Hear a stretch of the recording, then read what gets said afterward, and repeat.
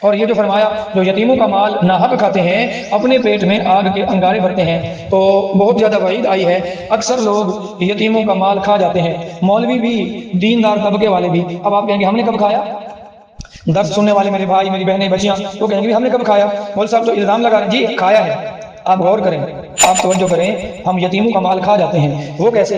देखेंगे आपके रिश्तेदारों में कितनी फौतगियां ऐसी हुई होंगी कि मरने वाले के छोटे यतीम बच्चे होंगे, उन्होंने तीसरे दिन खत्म पढ़वाया होगा, उन्होंने कुलखानी की होगी, उन्होंने 7 जुमरातें की होंगी, उन्होंने 40वां किया होगा, और फिर उन्होंने सालाना बरसी भी की होगी। उलमा ने लिखा है कि मरने वाले के यतीम बच्चे हों, छोटे नाबालिग बच्चे और बच्चियां हों, और जायदाद तकसीम होने से पहले मुश्तरका खर्चे में से अगर वो कोई इसाल सवाब का कोई खैराती खाना बनाया जाए तो वो खाना हराम है, वो आग के अंगारे अपने पेट में भर रहे हैं। तो कितनी फौतगियां हमारे रिश्तेदारों में ऐसी होती हैं कि मरने वाले के छोटे बच्चे होते हैं, वक्ती तौर पर हर कोई थोड़ी बहुत इमदाद कर देता है, लेकिन बाद के अंदर वो लेते हैं।